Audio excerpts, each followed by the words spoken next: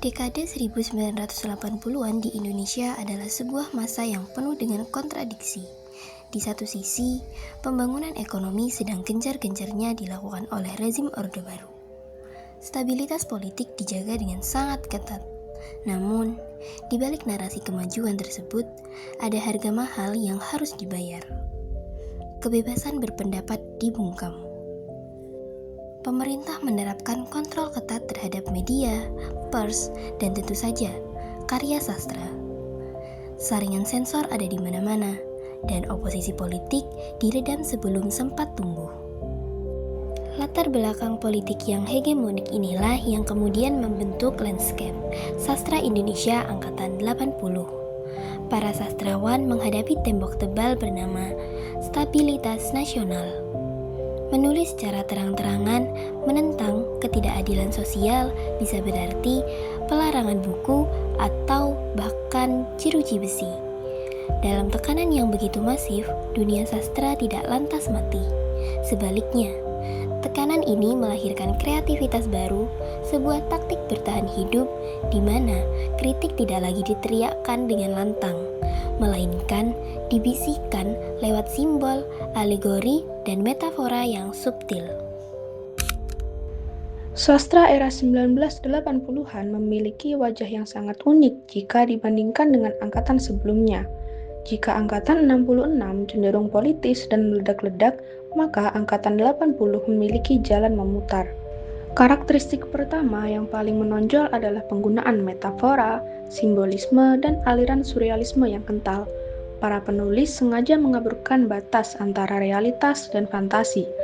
Dengan cara ini, mereka bisa memotret absurditas kekuasaan tanpa harus menunjuk hidung sang penguasa secara langsung. Sastra pop ini tidak bisa diremehkan. Mereka membawa angin segar dengan bahasa yang lebih santai, memotret dinamika kehidupan urban, romantisme anak muda, sekaligus menyelipkan kritik-kritik sosial yang ringan namun relevan bagi generasi muda saat itu. Selain itu, dekade ini juga ditandai dengan kuatnya romantisme lokalitas. Banyak sastrawan yang kembali menggali akar budaya daerah, mitos, dan tradisi lisan, lalu mengemasnya dalam struktur modern untuk mencari identitas manusia Indonesia di tengah arus modernisasi yang serba seragam. Berbicara tentang era 80-an, kita tidak bisa melepaskan pandangan dari sosok Seno Gumira Aji Dharma. Di masa ketika fakta dibungkam oleh senapan dan sensor pemerintah, Seno melahirkan kalimat legendaris, yaitu, ketika jurnalisme dibungkam, sastra harus berbicara. Melalui kumpulan cerita pendeknya yang ikonik, Saksi Mata, yang ditulis pada akhir 80-an dan terbit awal 90-an, Seno memotret tragedi kemanusiaan di Timur-Timur dengan gaya realisme magis yang mengunggah nurani. Tokoh berikutnya yaitu mengguncang dekade ini adalah Y.B. Mangunwijaya atau yang akrab disapa Romo Mangun. Melalui novel masterpiece-nya yang terbit tahun 1981 berjudul Burung-Burung Manyar, ia tidak hanya menyajikan drama romansa, tetapi secara mendalam mengungkap makna nasionalisme, sejarah kemerdekaan, dan nasib manusia-manusia yang tergilas oleh konflik politik pasca kolonial. Dari panggung puisi, Afrizal Malna hadir membawa revolusi bahasa lewat antologi puisinya seperti Abad yang Berlari yang mulai dikonsepkan di era 80-an.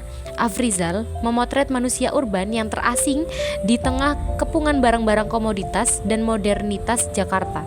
Puisi-puisinya tidak lagi mendayu-dayu, melainkan penuh dengan benturan kata yang dingin dan mekanis. Sementara itu di jalur sastra populer, nama Hilman Hariwijaya menjadi fenomena tersendiri melalui karakter lupus yang meledak pada tahun 1986 dalam buku Tangkaplah Daku Kau Cita.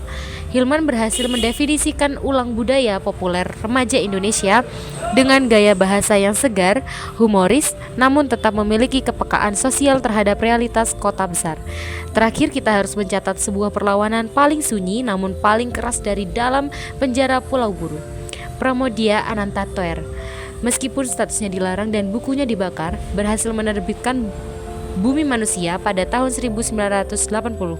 Ini adalah awal dari tetralogi Buru, sebuah karya monumental yang melacak kembali benih-benih lahirnya kesadaran nasionalisme Indonesia.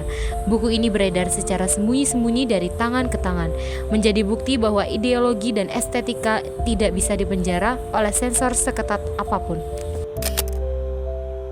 Sejarah sastra Indonesia periode 1980-an adalah kisah tentang daya tahan.